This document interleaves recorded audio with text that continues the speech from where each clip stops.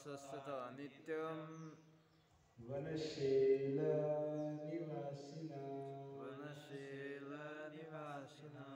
नानापुरोजनापदा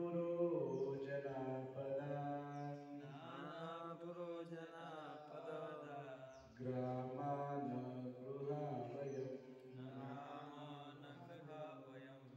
वनोकसस्तता नित्यं वनोकसस्तता नित्यं वनशैलनिवासिना वनशैलनिवासिना नानापुरोजनापदा नानापुरोजनापदा ग्रामान् गृहावयम् ब्राह्मणगृहावयम् वनोकसस्तता नित्यं वनोकसस्तता नित्यं वनशैलनिवासिना वनशैलनिवासिना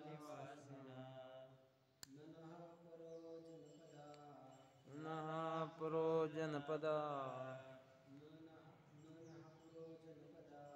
नः पुरोजनपदा नन ग्रामान् गृहावयम् वनोकसस्तान् नित्यं वनशैलनिवासिनः नानापुरोजनापदा ग्रामान् गृहावयम् वनोकसस्तात् नित्यं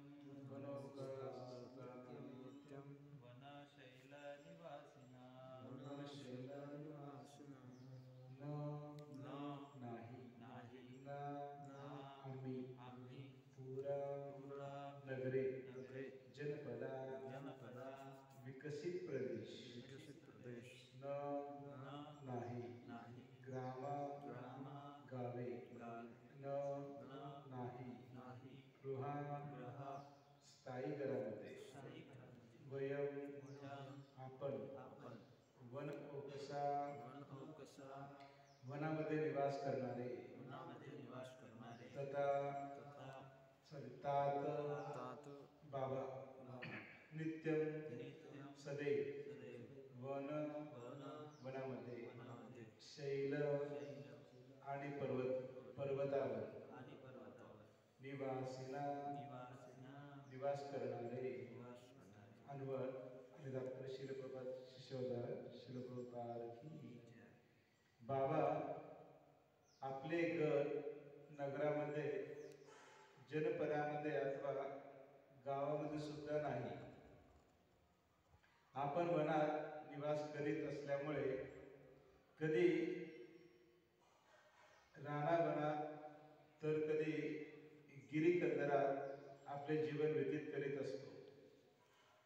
तात्पर्य वृंदावनातील निवाशांनी दूर स्वर्गात राहणाऱ्या इंद्राची चिंता न करता वृंदावनातील निसर्गाशी तथा गोवर्धन पर्वताशी असणारा आपला निकटचा संबंध जाणावा असे भगवंतांनी येथे सूचित केलेला आहे.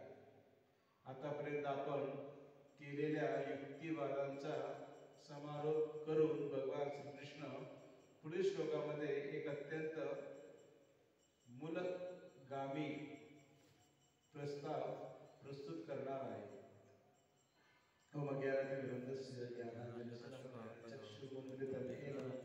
तस्मै श्री गुरुवे नमः. श्री चैतन्य मनोभीष्टं स्थापितं येन भूतले स्वयं रूप कदामय ददाति स्वपदान्तिकं वन्देऽहं श्रीगुरु श्रीयुतपदकमलं श्रीगुरु वैष्णवांच श्रीरूपं साग्रजातं सर्वरघुनाथामितं श्रीदेवं साद्वैतं सावधूतं परिजनसहितं कृष्णचैतन्यदेवं श्रीराधाकृष्णपादान् सर्वदेवदासं विशाखान्वितांच हे कृष्ण करुणा सिंधु दीनबन्धु जगत्पते गोपेश गोपिकान्त राधाकान्त नमस्तुते तप्तकाञ्चन गौराङ्गी राधे वृन्दावनेश्वरी वृषभानुसुते देवी प्रणमामि हरिप्रिये वाञ्छाकल्पतरुभ्यश्च कृपासिन्धुभ्यश्च पतितानां पावनेभ्यो वैष्णवेभ्यो नमो नमः. जय श्री कृष्ण चैतन्य प्रभु नित्यानंद श्री अद्वैत गदाधर श्रीवासादि गौरभक्तवृंद. हरे कृष्ण कृष्ण कृष्ण हरे हरे हरे राम राम राम हरे हरे. बाबा, आपले घर नगरामध्ये, जनपदामध्ये अथवा गावामध्ये सुद्धा नाही. आपण वनात निवास करीत असल्यामुळे कधी कधी रानावनात तर कधी गिरीकंदरात आपले जीवन व्यतीत करीत असतो. त्यामुळे आपल्याला काही गरज नाही इंद्राची पूजा करण्याची. भगवंत भाव या ठिकाणी प्रकट करतायत की हे वृंदावन नावामध्ये सुद्धा सुंदर उल्लेख आहे. वृंदावन, वृंदावन. एखादा व्यक्ती वृंदावन नाही गेला आणि वृंदावनचं नाव ऐकलं त्याला असं तो इमॅजिन करू लागतो. वृंदावन म्हणजे एका सुंदर वन असेल किंवा जंगल असेल. पण या काळाच्या ओघामध्ये पाहतो वृंदावन वन नसून एक कॉन्क्रीट जंगल सारखं झालं. खूप मोठं घर झालं त्या ठिकाणी. पण एक गोष्ट आहे की वृंदावन हा वृंदावनच राहणार आहे. कारण त्या वृंदावनमध्ये जे काही आधुनिक जे पाहतो प्रगती झालेली आहे, खूप मोठी बिल्डिंग झालेली आहे. पण ते बिल्डिंग जास्त काळ टिकण्यासारखं बिल्डिंग नाही तिथे. कारण वृंदावनचे पाणी आहे ना, खारट पाणी. त्या खारट पाण्यामुळे ना जे काही बांधकाम केलं जातं ना, सगळं बांधकाम वाळू सिमेंट असते ना, परत पाणी सोडून देते. म्हणजे माती वाळू सिमेंट सोडते आपली जागा. किती मोठे बिल्डिंग बांधले त्या ठिकाणी पाहतो वृंदावनमध्ये. पण सगळे जे आहे ना पूर्ण कलरिंग सगळे निघून चाललंय पूर्ण असं. ते म्हणजे त्या ठिकाणी एखादा व्यक्ती खूप आवश्यक घर बांधू शकत नाही. कारण तिकडे घर बांधलं की लगेच 2 महिन्यामध्ये 3 महिन्यामध्ये सगळं रंगरगोटी निघून जाते. सगळं पापुद्रे पडू लागतात, वाळू सिमेंट निघू लागते. म्हणजे पण समजायचं बीडमध्ये एखादं घर बांधलं तर 100 वर्ष किंवा 70 वर्ष आयुष्य असेल. पण त्या वृंदावनाला असं मोठं बिल्डिंग बांधलं 20 वर्ष भरपूर झालं. कारण ते पाण्यामुळे सुद्धा, ते खारट पाण्यामुळे सुद्धा भगवंत इच्छा नाही आहे की वृंदावन खूप आधुनिक व्हावं म्हणून. वृंदावनासारखं राहिलं पाहिजे असं भगवंताची इच्छा आहे. आणि वृंदावनमध्ये जे नैसर्गिक जे सौंदर्य आहे ना, ते सौंदर्य ते या ठिकाणी सांगतात की झाडं, वेली, पक्षी, पर्वत त्याने शोभून दिसते. वृंदावनमध्ये मोठमोठे बिल्डिंग वगैरे काही शोभून दिसणार नाही. त्यामुळे नंद महाराजांना सांगितलं की बाबा आपण काय करू, या गौरीची पूजा करू. आज सुद्धा बरं का आदिवासी लोक किंवा साऊथ आफ्रिकामध्ये राहणारे जंगलातील लोक आहेत ना, ते कुठल्या देवाची पूजा करत नाहीत. काही लोक म्हणून पर्वतची पूजा करणार, काही लोक झाडांची पूजा करतात. त्यांना म्हणजे त्या जंगलाची पूजा केली जाते. कारण का ते एक व्यक्ती असत बरं का. जंगलमध्ये जे काही जीव असतात, इव्हन पर्वत पण आहे ना, ते काही निर्जीव नाही बरं का. आता समजा एक डोंगर असेल एखादा आपल्या इथं, दिसायला लोक म्हणतील निर्जीव वस्तू आहे, पण निर्जीव नाही, ती सजीव असते. त्या डोंगरावर सुद्धा काही आत्मा असतात. काही काळापुरती येतात, परत निघून जातात. दुसरा आत्मा येतात, निघून जातात. आणि बौद्ध जगात सुद्धा सगळं वस्तू सजीव आहेत बरं का. म्हणजे झाड असेल, वेली, पक्षी असेल, ते सजीव आहे. मग वृंदावनमध्ये काही निर्जीव असतील का? सगळं सजीव आहे.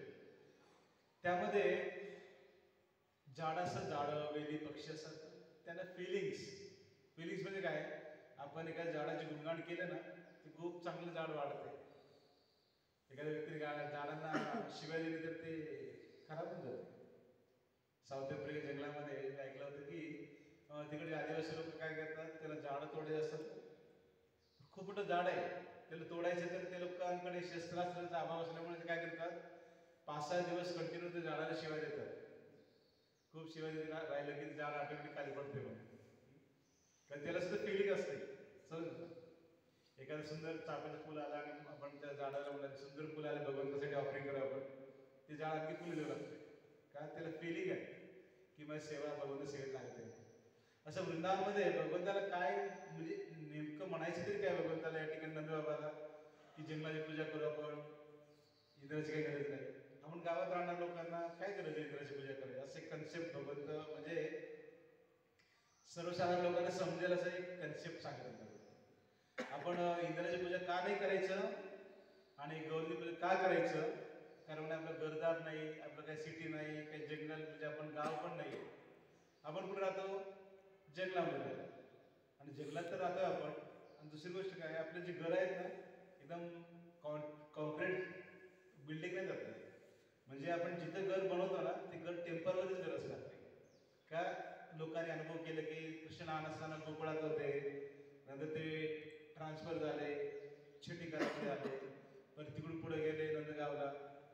पाहिलं की कृष्ण भगवंत सुद्धा पाहिलं की त्यांच्या आयुष्यामध्ये 3-4 वेळा त्यांनी स्थलांतर केलेले आहे गाव. त्यामुळे सुद्धा भगवंत म्हणतात की आपण काय आपलं जे घर पण आहे पक्क घर नाही आपलं, कधी सुद्धा वेळ प्रसंगी सोडून जातो आपण. आणि आपलं जे चारा नाही भेटले काय गाईंना किंवा पाणी नाही भेटले तरी आपण काय करतो जागा बदलतो आपण. त्यामुळे आपला काही निवास स्थायी निवास नाही आपल्याला, त्यामुळे कोणाची भीती नाही आपल्याला. आणि समजा आपण एक गाव वसवलं, ते गावाचं नाव दिलं वृंदावन, पण पुढे जाऊन परत ते गाव सोडलं दुसरं गाव जावं लागतं आपल्याला. त्यामुळे असं विशिष्ट गावाचं नाव पण दिलं नाही की बाई आपण ओळखतो वृंदावन आहे वगैरे, पण भगवंत म्हणतात की कुठलं गाव पण नाही, कुठलं शहर पण नाही, जनपद म्हणजे असं सिटी पण नाही आपलं. मग भगवंत काय म्हणू इच्छा आहे की आपण ज्या ठिकाणी राहतोय ना त्या ठिकाणचे सोर्स आहे त्याचं चांगलं पालन करू आपण, जेणेकरून काय होईल आपल्याला आउटपुट मिळेल. असं गौरीची पूजा करू, जाडावेलीची पूजा करू, किंवा आपण त्याने काय होणार ते प्रसन्न होणार आणि आपल्याला अजून आणखी देणार वस्तू. जे काय आपल्याला रिक्वायरमेंट काय, आपल्याला गरज काय, गायीसाठी चारा पाहिजे, गायीसाठी चारा मिळेल आणि गायने प्यायला पाणी आणि आपल्याला प्यायला पाणी, थोडंफार शेती करायला, बस एवढं मिळेल तर खूप आहे. त्याला भगवंत लय मोठी अपेक्षा नाही आहे.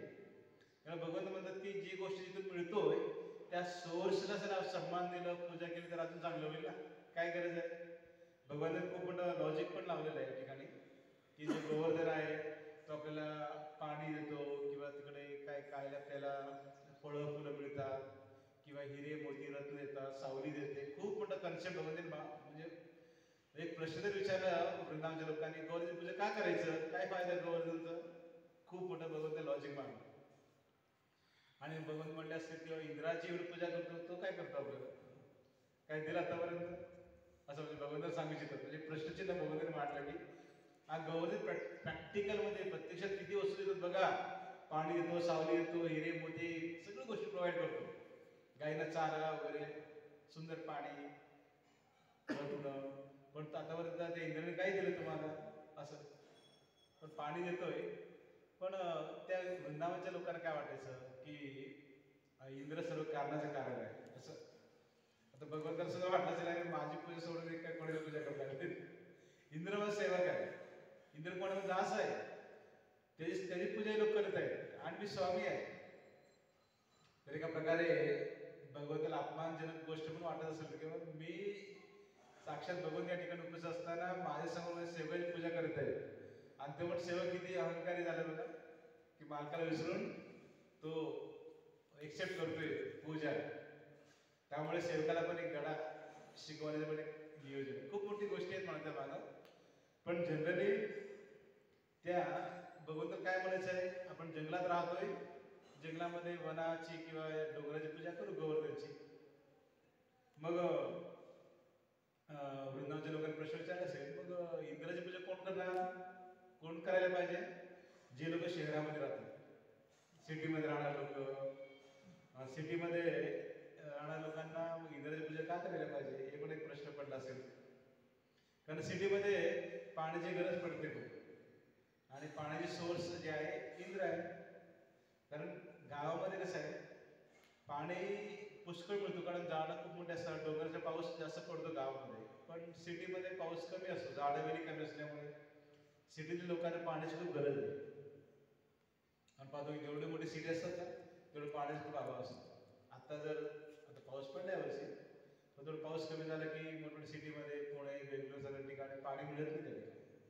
त्या लोक पाण्यासाठी खूप मारामारी चालू असतात. संख्या जास्त वाढली मग लोकांना गरज वाढणार ना, मग ते पाणी कमी येणार, कमी पाण्यामध्ये वापरणार, ते पाणी परत फिल्टर करणार.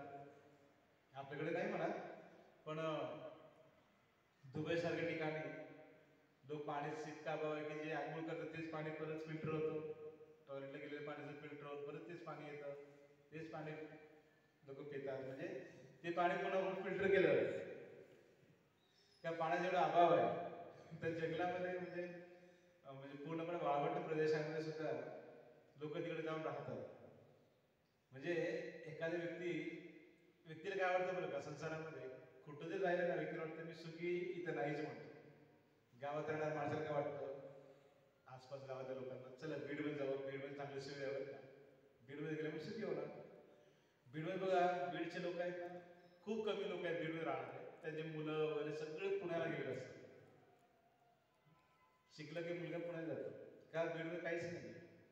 मग ते पुण्याला गेलेले मुलं बीडवर सुखीने पुण्याला जाऊन सुखी होण्याचा प्रयत्न करतात, तिकडे पण सुख नाही, तिकडे खूप समस्या आहे. मग काही लोक मुंबई जातात, मुंबईचे लोक दिल्लीला जातात, दिल्लीचे लोक अमेरिकेला जातात, अमेरिकेचे लोक चेन्नईवर जातात. पण कुठं पण गेले की समस्या. म्हणून भगवंताने एक लॉजिक मांडलेलं आहे की परत बॅक टू होम, कुठे गावाकडे चला, नाही का. खरी गोष्ट आहे. गावाकडे बघा, एखादा व्यक्ती सिटीमध्ये व्यक्ती परेशान होऊन आपण जेव्हा गावाकडे त्याला खूप छान वाटतं आणि त्याला खूप एक रिलॅक्स पण वाटतं. कोविड आला होता, कोविडच्या वेळेस सगळ्या लोकांना आम्हाला गावाकडे यावं लागलं. गावाकडे आल्यावर सुद्धा, आणि खूप लोक गावाकडे आल्यावर सुद्धा परत गेले नाही सिटीमध्ये. त्यांनी अनुभव केलं की सिटीमध्ये खरं जीवन सुखी नाही म्हणून. लॉकडाऊन नंतर खूप लोक सिटी सोडून आले ना परत गेलेच नाही, इथंच काहीतरी छोटं मोठं बिझनेस करून लोक जीवन जगू लागले. ऍक्च्युली पाहायला गेलं बरं का की साधी राहणी उच्च विचार जे कन्सेप्ट रूपात दिलेलं आहे, हेच भगवंताचा कन्सेप्ट आहे. साधी राहणी उच्च. गावातल्या लोकांना काय नाही, सिंपल आहे बरं. गावातल्या लोकांना सिटी जायची गरज पडत नाही. शेतातून माळवा असते आणि एकदाच त्यांनी गहू तांदूळ काढलेलं असतं, तेच आपलं छान खाऊन पिऊन खूप खूप एकदम फ्रेश खाऊन माणूस खूप सुखी राहू शकतो. काय गरज आहे बरं का माणसाला. आणि सिटीमध्ये लोकांना किती जरी सुविधा जरी मिळाल्या तरी माणूस संतुष्ट होतच नाही. एखाद्या व्यक्ती घर बांधायला कळतं की किती सुविधा लागतात, किती गोष्टी लागतात घरामध्ये, किती पण वस्तू आणा तरी कमी पडतो, अजून पाहिजे अजून पाहिजे. पण गावाच्या लोकांना इतकं सिंपल साधे जीवन आहे ना. गावामध्ये आपण जातो गावात प्रचार करायला वगैरे, छानपैकी गरम गरम भाजी मिळते, भजी, सॉरी भाकरी, दूध, इतकं छान वाटतं ना, पौष्टिक वाटतं. एकदा गोविंद प्रभू सांगत होता की अमेरिकेला गेले होते प्रचाराला, एक भक्ताच्या घरी थांबले, ते एकादशी आली तर तो भक्त म्हणला की गेल्या एकादशी शाबुदाना फ्रीजमध्ये ठेवलेलं. 15 वर्षापूर्वी एकादशीला शाबुदाना फ्रीजमध्ये ठेवलेलं, गरम करून खाऊ शकतो आपण. विचार करू शकतो की असं आहे बरं का सिटीमध्ये जीवनला. आता राजश्यामपूर ते सांगत होते की हैदराबाद सारख्या सिटीमध्ये पती पत्नी जॉब करतात, एकाच घरात राहतात, पण किचन घरात नाहीये. का स्वयंपाक करायला वेळच नाही त्या लोकांना. हॉटेलचं काम यायचं आणि राहायचं एकाच घरामध्ये, अशी अवस्था आहे. पण सिटीमध्ये गावामध्ये इतकं सुंदर जीवन, गरम गरम एकदम फ्रेश. आणि गावात कोणी जरी गेलं वृंदावनला बघा, असं म्हणतात की मी कधी अनुभव नाही केला, पण वृंदावनला भूक लागली, कोणाच्या घरासमोर जाऊन उभं राहिलं की थोडं काही भिक्षा वगैरे कोणी पण देतं तुम्हाला भाकरी, असं कोणी नाही म्हणतच नाही. म्हणजे सिटीमध्ये कोण देणार नाही आपल्याला, नाही देणार. त्यामुळे भगवंताचा पण एक इच्छा आहे, स्वाभाविक आहे. प्रभुपादाची पण इच्छा होती. म्हणून प्रभुपादाने बघा इस्कॉनमध्ये खूप ठिकाणी फॉर्म हाऊस उघडले. मला वाटतं न्यू वृंदावन जे आहे ना, 400 एकर जागा घेतली प्रभुपादाने, 400 एकर. पुणे जंगल वाटतं न्यू जर्सीमध्ये नाही का ते आहे. आणि त्या कुठल्या महाराजांचं त्यांनी न्यू कुठल्या महाराजात ते पूर्ण जंगल फॉर्म बनवले, शिवराम महाराजांचं. जवळपास मला वाटतं 300-400 एकरमध्ये पूर्ण गाव बसले. सगळे डिवोटी आहेत ना, त्या जंगलात राहतात. खूप सुंदर भगवंत स्थापित केलं, खूप सुंदर मंदिर बांधले. त्या मला वाटतं त्या देशामध्ये सगळ्यात सुंदर स्पॉट झाले ते. हजारो लोक बघायला येतात. आम्ही आता इथं पण गेलो, वाड्यामध्ये पण खूप सुंदर त्यांनी त्या जंगलामध्ये सुंदर एक गाव स्थापित केलं.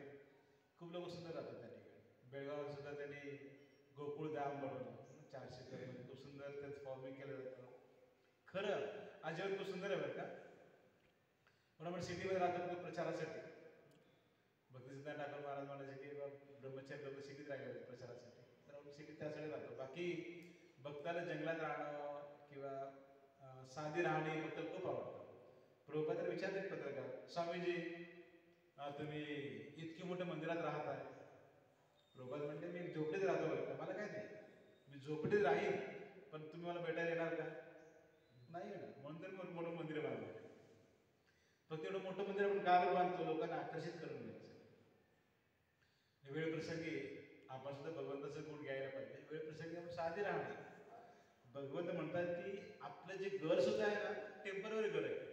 टेम्पररी म्हणजे लोक कसं घर बांधतात बरं का, आम्ही लहानपणी पाहायचं झोपडी नाही का, असं 4 लाकडं रोवलं की थोडंसं ते झोपडी मिळायची पूर्वी अशी, ते लावलं, हे केलं की थोडं सारवलं. खूप साधं, खूप सिम्पल, काय मेंटेनन्स नाही, काय नाही, काय नाही, काय नाही, खूप साधे राहतो. आणि ते जीवन खूप सुंदर आहे. असं भगवंताचा इच्छा आहे की जसं की आपण गोकुळमध्ये गेले, गोकुळामध्ये रोमन रेतीमध्ये सुंदर साधूंचे घर आहेत, इतके छान बांधले ते सगळे घर, खूप सुंदर झोपडे आहे सगळ्यांचे. तसे एक साधी राहणी, जसे प्रभुपाद सुद्धा भुवनेश्वरला गेले होते, तर प्रभुपादासाठी चांगली सुंदर झोपडी बनवली होती. त्या झोपडीमध्ये प्रभुपाद काही काळ राहिले होते. माझ्याकडे सुद्धा प्रभुपादाचे जे रूम आहे ना, पूर्वी राहायची एक झोपडी होती, त्यात खूप सुंदर प्रभुपाद राहायचे. प्रभुपादांना खूप आवडायचं असं साधं राहणी. तर भगवान सुद्धा कृष्ण म्हणतात की आपण जंगलात राहणाऱ्या लोकांना काय गरज आहे इंद्राची पूजा करायची, तर आपल्यासाठी सुद्धा आपण पण भगवंताचेच अंश असल्यामुळे आपल्याला सुद्धा खूप आवडतो गावात राहायचं, नाही का. गावाचं जीवन खूप आवडतं, प्रत्येकाला आवडतं गावात. म्हणजे आपलं म्हणून ना मंदिर सुद्धा कसं आपल्याला एक सुंदर एक असं झाडं वेली असं बनवायची इच्छा असते, पण आपल्याला सुविधा नाही आहे. पण जनरली इस्कॉनच्या कुठल्याही मंदिरात गेले की ज्या ठिकाणी मोठं जागा आहे आणि खूप सुंदर झाडं वेली बगीचा वगैरे बनवलं जातं. पंढरपूरला सुद्धा खूप सुंदर शेती वगैरे व्हायचं. पूर्वीच्या काळी 20 वर्षापूर्वी पंढरपूरला काय जंगल होतं, काहीच नव्हतं. त्यावेळेस जे अनुभव होतं की खूप वेगळं होतं. त्यावेळेस एकदम मस्त नदी व्हायची, त्या ठिकाणी सगळं शेती होतं, लोक पण यायचे आवडीने. पण आता जसं दिवस पुढे चालले, सगळे सुविधा वाढत चाललेल्या आहेत, त्या ठिकाणी जंगल सगळं बिल्डिंग वगैरे झाले. पण त्यावेळेस जे फिलिंग्स असतात ना, पुणे आपल्यामध्ये सुंदर गार्डन वगैरे होतं, लोकांना खूप आवडायचं गार्डन वगैरे बघायला लोक यायचे. आता काहीच राहिलं ते काळाचे सगळं बदलत राहतं सिटीमध्ये. पण एक आपलं पण आहे मिशन की परत गावाकडे जाणं, की म्हणून चैतन्य महाप्रभू म्हणतात, एका ब्राह्मणाला म्हणले की तू आहे त्याच ठिकाणी राहून काय कर, भक्ती कर. तो ब्राह्मण म्हणून चैतन्य महाप्रभू, मी पण येऊ सोबत तुमच्या नाही, तो आहे त्या ठिकाणी काय कर, प्रचार कर. आपण सुद्धा ज्या ठिकाणी आहोत ना त्या ठिकाणी सुविधाची अपेक्षा नसलं तरी चालेल. आपल्याला एक सेंटर दिले, छोटं सेंटर कसं आपण डेव्हलप करता येईल, कसं प्रचार करता येईल, आपल्यासाठी तेच आहे. ब्रह्मचारी इच्छा करत नाही बरं का की मोठ्या सिटीत जाऊन राहणं. आता आपण मंदिरात ब्रह्मचारी मुंबईत जाऊन राहू शकतो, आपल्याला का कोण नाही म्हणणार थोडंच आहे. कुठल्याही मुंबईच्या मंदिरात गेले तर तुम्ही ठेवून घेणार, पण ते जीवन नको वाटतं आपल्याला. आपल्याला कसं वाटतं एकदम साधी राहणं, जिथं आपल्याला गुरुची सेवा दिली, जिथं आपल्याला आपण चांगली भक्ती करू शकतो, त्या ठिकाणी खूप चांगलं राहू शकतो. मोठ्या सिटीमध्ये चेतना पण बिघडते आणि राहणीमान बिघडतं आणि एवढं हेल्थ पण चांगलं राहतं. दिसायला खूप चांगलं वाटतं ते सिटी, पण ते एवढं काय चांगलं. एकदा आम्ही मुंबईला गेलो होतो मिटिंगसाठी उन्हाळ्यामध्ये, त्या आतमध्ये बसल्यावर काय वाटत नाही, एसी रूममध्ये. बाहेर आले एवढी गरमी, बापरे विचारच काम नाही, दमट वातावरण.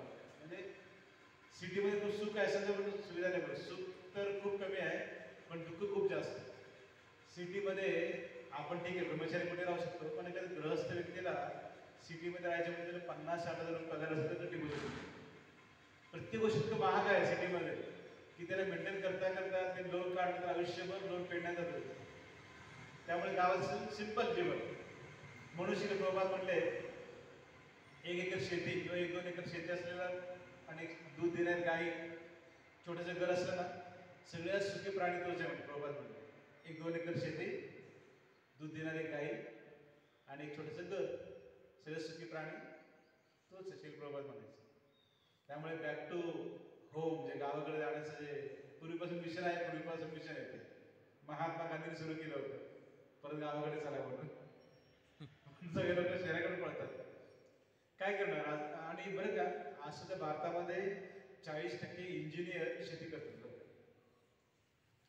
आणि असं काय नाही की टेक्नॉलॉजी, आमचे प्रभूजी होते पाच जपानला ते जॉब करायचे, सर्व सोडून त्या गावाकडे आले, शेती त्यांची होती, कुसुंदर शेती करतात.